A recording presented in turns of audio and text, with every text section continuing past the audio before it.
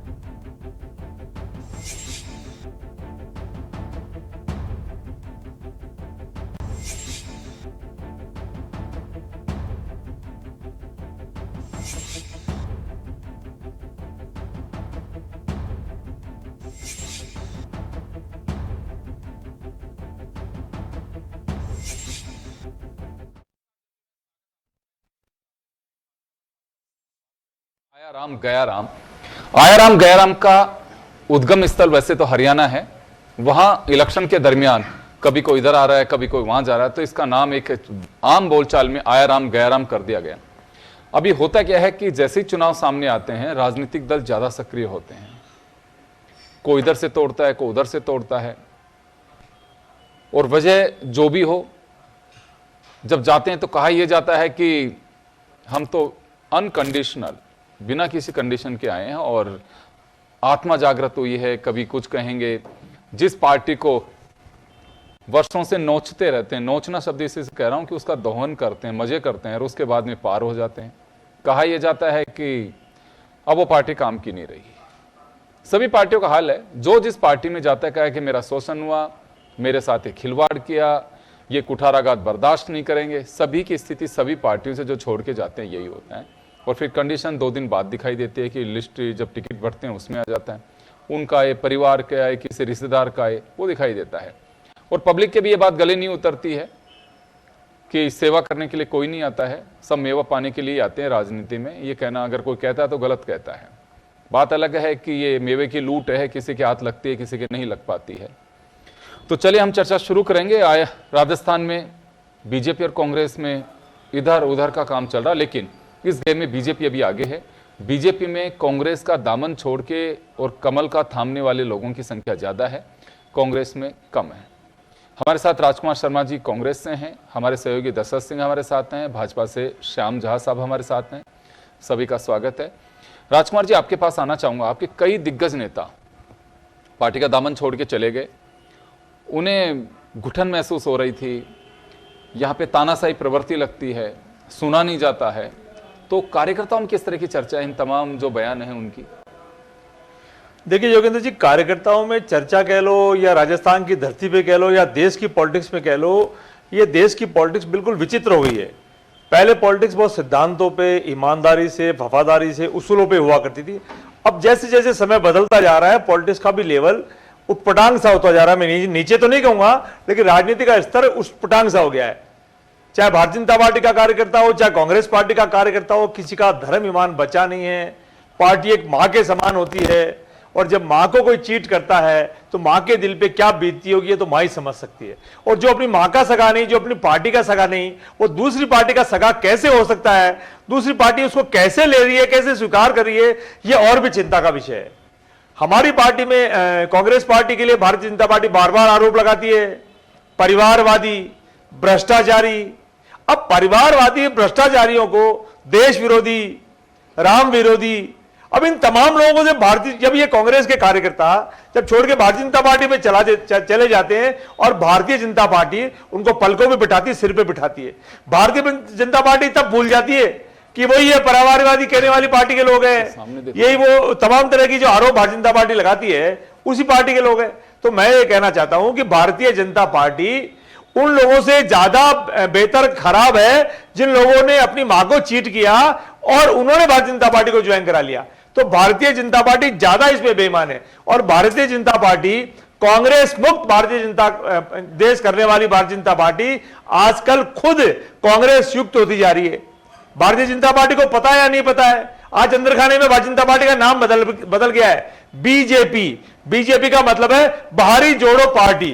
जितने लोगों को बाहर वालों को जोड़ सकते हो उनको जोड़ो, बूथ लेवल तक तोड़ो। हम लोग बैंकों को तोड़ेंगे, आप लोग इनको बूथ लेवल पे कार्यकर्ताओं को तोड़ो। तो ये तो एक नई परंपरा चल पड़ी है जो देश में पार्टी छोड़ के जा रहे हैं। मैं तो निर्वाचन आयोग से भी कहूंगा और देश के कानून से भी कहूंगा कि ऐसा कोई रास्ता निकाले जो ऐसा करने से पहले आदमी 3 बार सोचे तो बेहतर होगा। चलिए श्याम जहा साहब के पास में जाना चाहूंगा। श्याम जी, दोनों ही पार्टी के कार्यकर्ताओं को कटघरे में खड़ा किया राजकुमार जी ने, और भी पार्टियां मान लीजिए। इलेक्शन से पहले आया राम गया राम, को इधर आ रहा है, को उधर जा रहा है, तो आप किस तरह से देखते हैं इसे? देखिए, राजकुमार शर्मा जी ने बहुत अच्छी बात की कि किस प्रकार से हम आरोप लगाते हैं परिवारवाद का। उदाहरण सामने है, अभी भी जो कसवा साहब गए, हम 3 पीढ़ियों से उनको टिकट देते आ रहे हैं, पार्टी ने उनको सब कुछ दिया, लेकिन सब कुछ उन्हीं को मिले ऐसा भारतीय जनता पार्टी में नहीं। कैडर बेस्ड पार्टी है, नए लोगों को भी मौका देती है।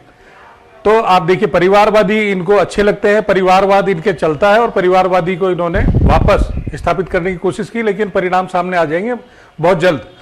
भारतीय जनता पार्टी में जो लोग आ रहे हैं, कांग्रेस में पिछले 10 साल से हम देखें, चाहे गुलाम नबी आजाद हो, चाहे कपिल सिब्बल जी हो, सब बोलते डूबता हुआ जहाज, और सब छोड़ के जा रहे हैं। राजस्थान में अगर बात करें और पूरे देश में अगर सभी नेताओं की बात करें तो मुझे लगता है डिबेट का समय भी कम पड़ेगा कि लोगों के नाम गिनाने में। यहाँ भी, और इन्होंने बात कही कि कांग्रेस पे हम इस तरह के आरोप लगाते हैं कि कांग्रेस देश विरोधी है या इस तरह की पार्टी है, तो वास्तव में उनको भी लगा, जो उस पार्टी में रहे उनको भी लगा, और इसीलिए उन्होंने भी उस पार्टी को छोड़ करके भारतीय जनता पार्टी का दामन थामा या किसी अन्य पार्टी का दामन थामा। और जिन्होंने दामन थामा उन्होंने भर भर के कोसा, और वास्तव में किस प्रकार की भाषा का प्रयोग जो किया गया कांग्रेस के लिए, वो आप देख ही रहे हैं योगेंद्र जी लगातार, कि कांग्रेस पार्टी के ऊपर जो छोड़ के गए, क्या क्या शब्द बोले गए, कनपटी बार, चाहे लेकिन जहा साहब, एक बात सामने निकल के आती है, आज कई समाचार पत्रों ने लिखा भी कि ये सब प्रेशर में गए हैं, किसी के ईडी पीछे पड़ी हुई है, किसी के कोई ड्राइवर का मामला चल रहा है, किसी का क्या चल रहा है, किसी का क्या चल रहा है, इस कारण से कि ये सब कुछ हुआ है। और जब परिवारवाद की बात आप कर रहे हैं तो मिर्जा फैमिली, देखिए योगेंद्र जी, अगर ईडी और सीबीआई के डर से अगर जाना चाहिए तो सबसे पहले राहुल गांधी और सोनिया गांधी को जाना चाहिए था भारतीय जनता पार्टी में।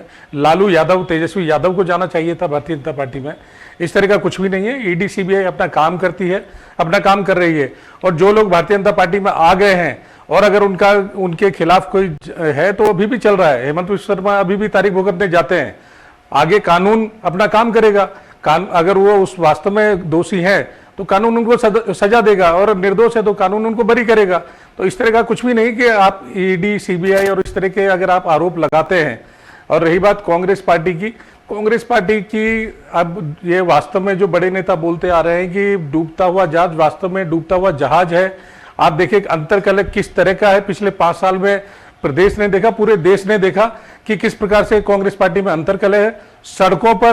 सड़कों के अलावा रैलियों के अलावा कैंपिंग, हर तरह की जो हो सकता है। और फिर आप देखिए किस प्रकार से आचार्य प्रमोद कृष्ण ने क्या आरोप लगाए कांग्रेस के ऊपर। और फिर गुटबाजी आप देखें तो आज ये स्थिति है कि राहुल गांधी गुट से आते हैं या प्रियंका गांधी गुट, ऊपर तक गुटबाजी, शीर्ष नेतृत्व तक गुटबाजी। और इनकी आप देखिए क्या स्थिति हो गई है कि कांग्रेस पार्टी का जो शीर्ष नेतृत्व है, राहुल गांधी, सोनिया गांधी, जहां इनका वोट पड़ेगा लोकसभा में, ये खुद की पार्टी को वोट तक नहीं डाल पा रहे क्योंकि जहां इनकी का वोटिंग है वो आम आदमी पार्टी के हिस्से में चलेगी। क्या स्थिति हो गई है कांग्रेस पार्टी की। जो शीर्ष नेतृत्व, जो आला कमान है, वो खुद कांग्रेस को वोट नहीं डाल सकते। ये इस धरातल पे यह स्थिति है कांग्रेस की।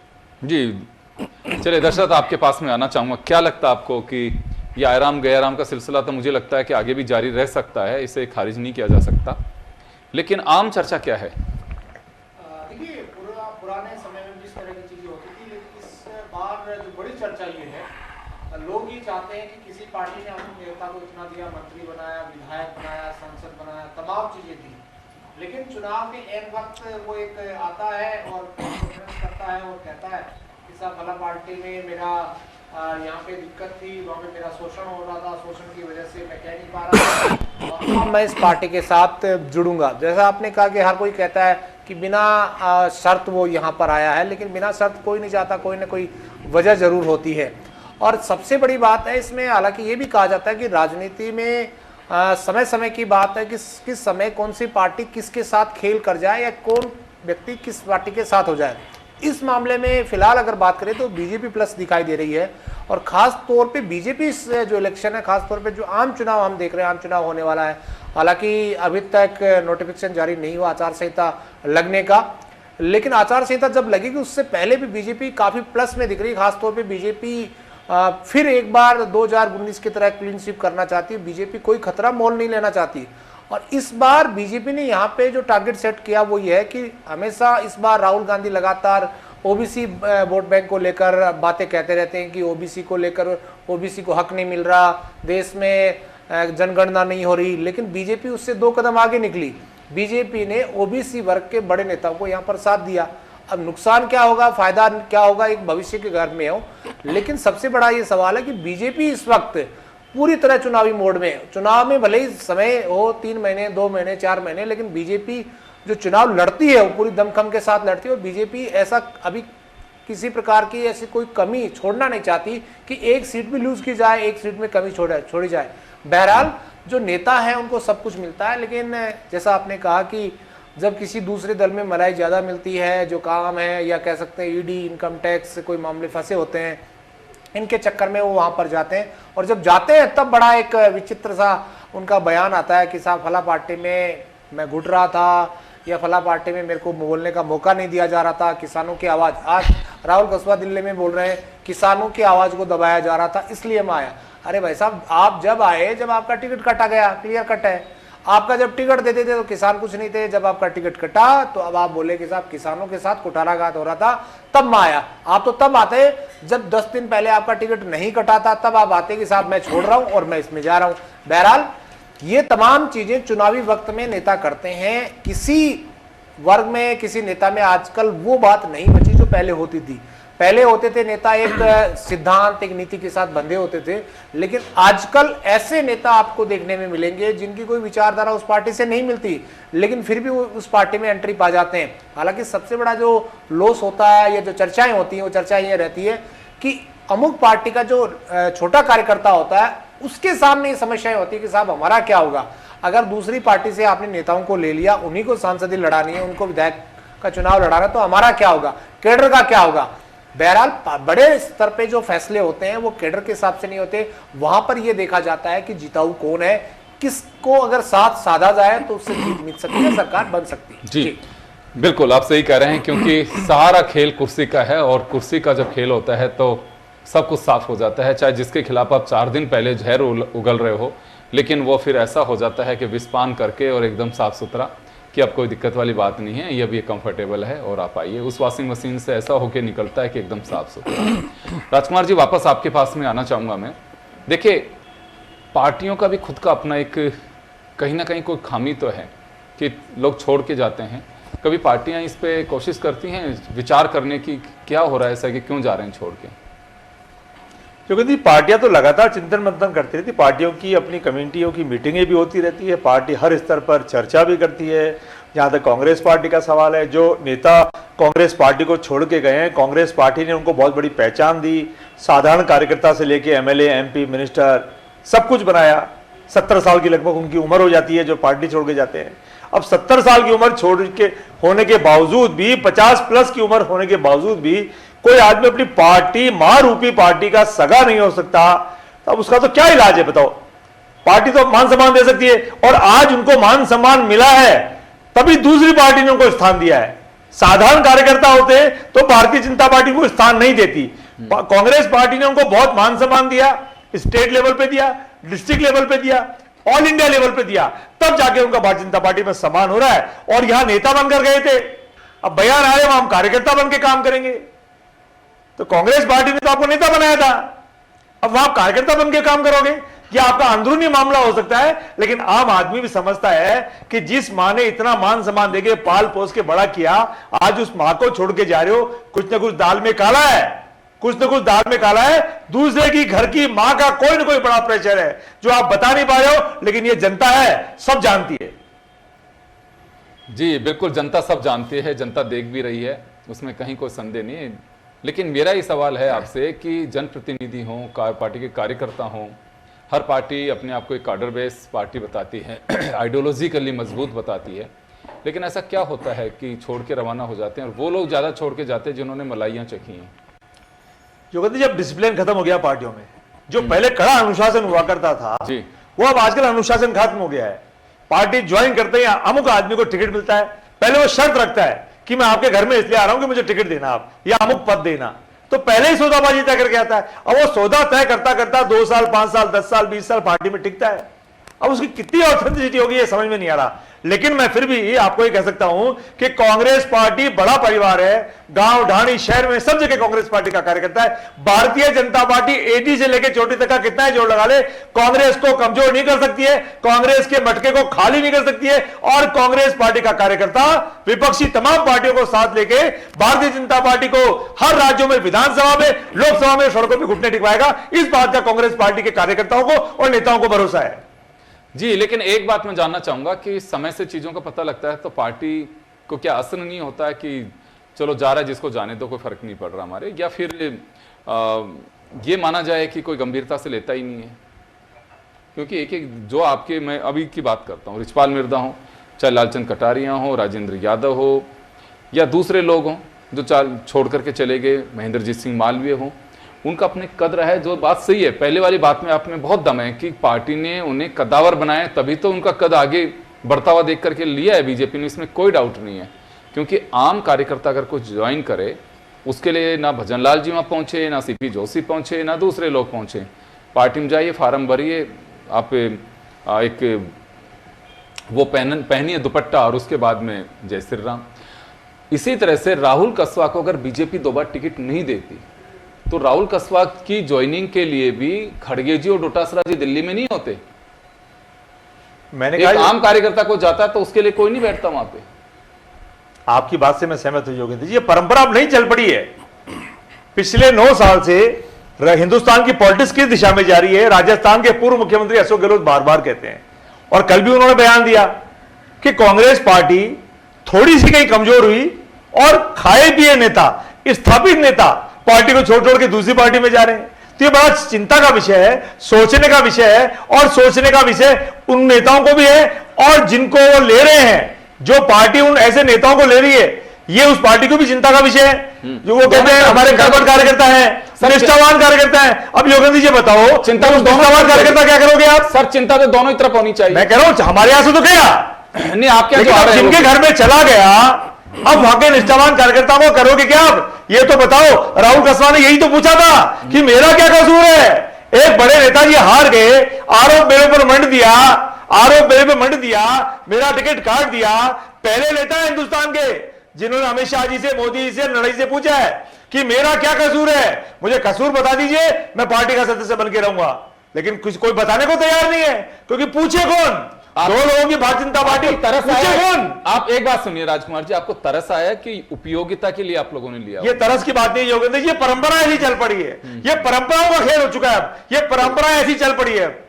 चलिए, कार्यकर्ता योगेंद्र की जी- पीड़ा होती है। मैं एक श्याम जी आपसे भी जानना चाहूंगा कि देखिए, मैंने पहले भी कहा कि हर व्यक्ति जो पार्टियों में जाता है, दिग्गज खासकर मैं जिनकी वजह से कह रहा हूं, सब कंडीशनल जाते हैं, अनकंडीशनल कोई नहीं जाता। अगर वो कह रहे हैं तो बेकार की बातें हैं, इसमें कोई दम नहीं है।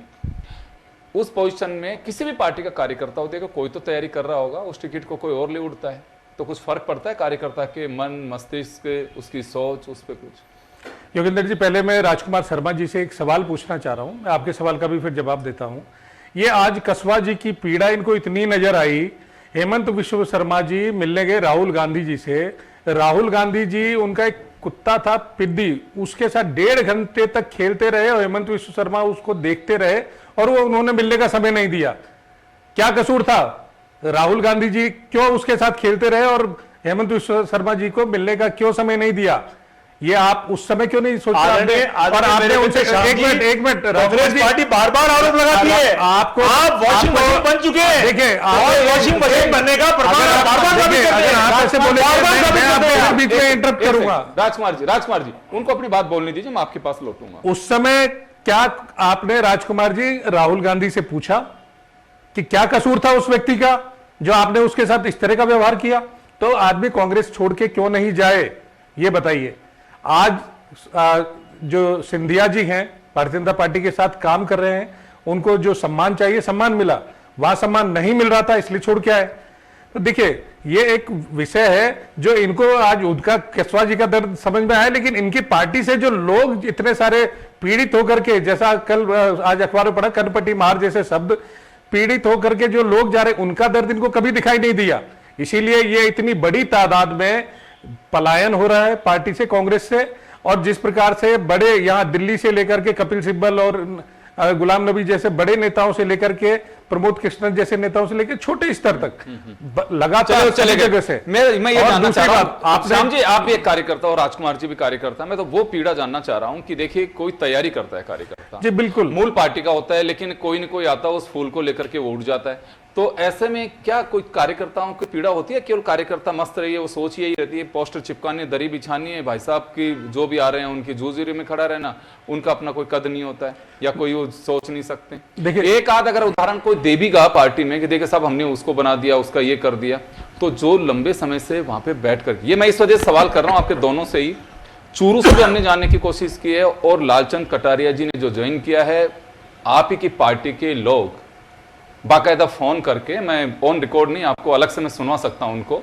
कि वो क्या कह रहे हैं, तो उनकी पीड़ा को सुनता है कोई? देखिए योगेंद्र जी, आपकी बात बिल्कुल सही है। और जिस प्रकार से आपने कहा, हमारे पार्टी में जो दरी बिछाने वाला व्यक्ति भी उतना ही महत्वपूर्ण है जितना कि एक सांसद महत्वपूर्ण है हमारी पार्टी के लिए।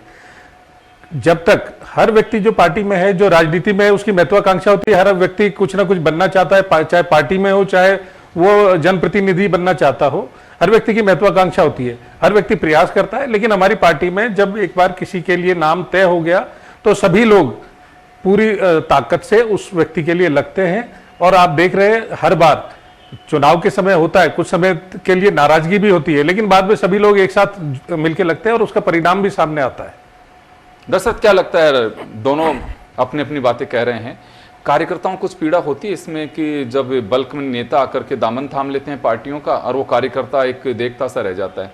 क्योंकि नए नए मेहमान होता है तो फिलहाल तो खातिरदारी तो उन्हीं की होगी, तो पुराने कार्यकर्ताओं को कुछ गौर होता है क्योंकि दौर बदल चुका है अब, तो उस दौर में कार्यकर्ता भी स्मार्ट होते जा रहे हैं। देखिए निश्चित तौर पे कार्यकर्ता में एक टीस जरूर होती है जब इस तरह की चीज़ें होती है, कोई पार्टी में फला नेता को लिया जाता है और फला सीट के लिए उसको नॉमिनेट कर दिया जाता है कि बिना शर्त आया, लेकिन उसको टिकट थमा दिया जाता है। तो लोकल जो नेता होते हैं, कार्यकर्ता होते हैं, उनके मन में एक टीस होती है कि हमने इतने साल पार्टी के लिए काम किया लेकिन हमें मिला नहीं। और कई बार ये भी देखा जाता है कि बड़ी पार्टियों में जब दूसरा आदमी बड़ा नेता निकल के चला जाता है तो वहाँ जो और लोग होते हैं वो खुशी भी मनाते हैं। जैसे कांग्रेस में बड़े नेता यहाँ निकल के कल बीजेपी की तरफ मूव किया, एंट्री पाई, उसके बाद में जिन जिन बड़े नेताओं ने अपने क्षेत्रों से एंट्री पाई तो वहाँ पर उनके पीछे जो सेकंड लाइन में जो लोग काम कर रहे थे उनका ये कहना कि साहब बढ़िया हुआ क्योंकि ये चुनाव में हारे हुए थे, इनका कोई जनाधार बचा नहीं था, इन्होंने अपने आप को ईडी से बचाने के लिए काम किया। बहरहाल अपने अपने तर्क, अपनी अपनी बातें हैं, लेकिन ये निश्चित तौर पे कहा जा सकता है कि किसी पार्टी में कोई नेता अगर आता है तो वहां जो एक लंबे वक्त से काम कर रहा होता, कोई व्यक्ति कार्यकर्ता जो लंबे वक्त से काम कर रहा है, पार्टी की सेवा कर रहा है, उस पर कहीं ना कहीं ये निश्चित तौर पे उसको लगता है कि अब मेरी मेहनत की कोई यहाँ दरकार नहीं है या जिक्र अब नहीं होगा, अब ये नेताजी आ गए, इनको टिकट दे दिया जाए। जैसे आपने देखा कि बांसवाड़ा के अंदर महेंद्रजीत मालवीय आए, बांसवाड़ा के अंदर एक कैडर बीजेपी गया, वहां पर वो जब आए तो पूरी बीजेपी अब उन्होंने अपने आप कैप्चर कर लिया, अब वो रैलियां भी कर रहे हैं, काम भी कर रहे हैं। इसी प्रकार कल जिस तरह का घटनाक्रम हुआ तो ये चीजें देखने को मिलती है। बहरहाल अब वो चीजें पार्टी के नेताओं में नहीं रही जो पहले होती थी, न कोई नैतिकता बची है और न कोई किसी की नीति। बिल्कुल, दागी हो या बागी, बस एक ही सिद्धांत है, कोई राजनीतिक दलों में एक दल को किसी को कटघरे में खड़ा नहीं करूंगा, सत्ता की कुर्सी आनी चाहिए, एन केन प्रकेन कैसे भी जिताऊ कैंडिडेट होना चाहिए, वो चाहे कैसा भी हो और कोई भी हो।